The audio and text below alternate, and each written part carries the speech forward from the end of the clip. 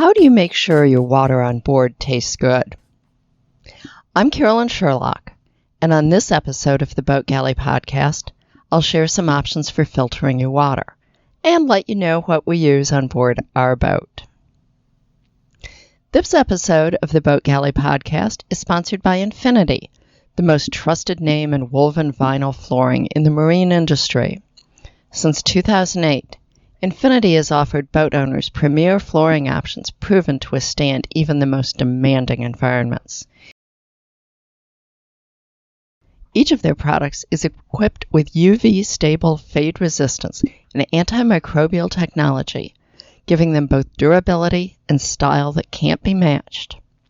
Thinking about kicking carpet to the curb? Make the switch to Infinity and see the difference true luxury makes.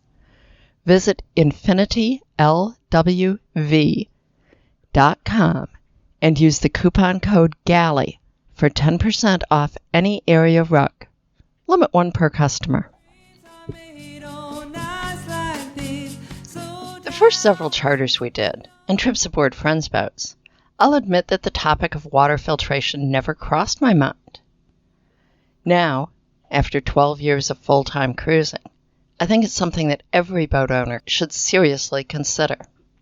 Actually, maybe a better way to state that is that I think it's necessary, and I hope you'll consider adding one.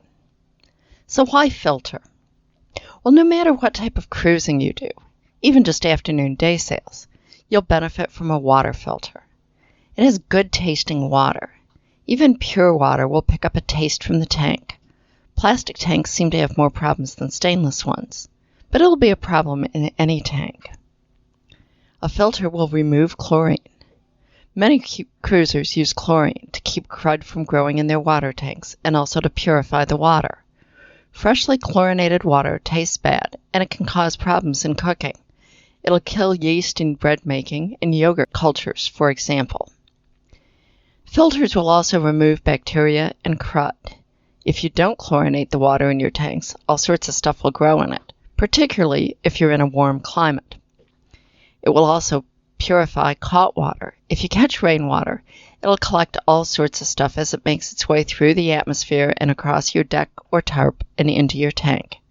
Not just minute particle, but even leaves and other stuff. And finally, a filter will catch bugs that get into the tank. We discovered that sometimes bugs would sometimes get in the tank through the vent. You can't close the vent, and even though we screened it off, some no-see-ums made their way in. A filter will catch these before they show up in your iced tea. Now, with a water filter, you'll actually drink the water from your tank.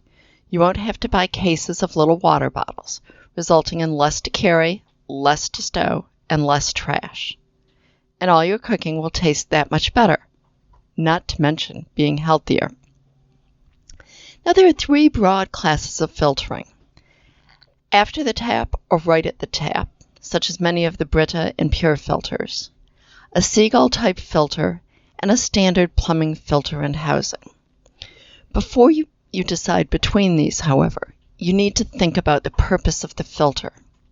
Simply stated, a filtering system that will work for occasional day sails or afternoons on the boat is not the same as what you'll want if you're heading to the tropics and planning to catch and consume rainwater. Now let's talk a little bit about filtering after or at the taps. Brita is probably the best known of these systems. However, we've found that Pure, P-U-R, actually makes better filters. They tend to fall into three general types. Pitchers, where the water gets filtered going into or out of the pitcher, various bottles, and tap filters that screw onto an existing faucet. Now, these are best for occasional use, removing unpleasant taste or chlorine, and those people needing a very quick and simple installation with no need to cut into the water hoses. They're also easy to pick up. Now then there's the Seagull marine water filters. These are really the gold standard of filtering. They've got a couple different models. General Ecology makes these, and this is what we have used on our first boat, and we just switched to it in the last year on our current boat. And frankly, it makes water, any kind of water, absolutely great. It is the best filtering for protection. It removes bacteria, it removes cysts, it removes viruses. It also takes chemicals and aesthetic contaminants, including things like herbicides, pesticides, chlorine, colors, odors. The Seagull, depending on the model you get, can either have a dedicated faucet or you can tap it into your cold water line. Now, they do have only specific sizes. They're obviously best for people who are doing full-time cruising. They are a little bit smaller than the large 10-inch housings that you can otherwise get. The unfortunate part is that the Seagull is expensive, both the initial installation and the ongoing filters. We have decided that it's worth it for the better filtering that it offers. But if you want to get a good filter, not as good, but a good filter at a little bit lower price, you can get one of the standard 10-inch plumbing filters, tap it into your cold water line. They usually do not recommend having it on hot water. And then you can choose what kind of a filter you want. You can get one that will just take the chlorine out. You can get one that will take not quite as good as the Seagulls, but will get probably a 95% collection of all of the bacteria, cysts, and things like that. Now, the one thing about the 10-inch ones is that they are so easily obtainable. You can get fittings for anything.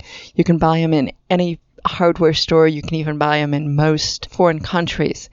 And they're really nice because they're easy to install. You can put them anywhere on the line. You just have to make sure that there's some place where you can get at them to change the filter.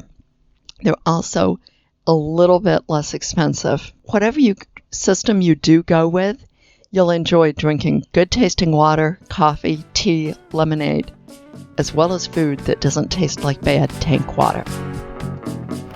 Thanks for listening to the Boat Galley Podcast. Never miss an episode. Subscribe today.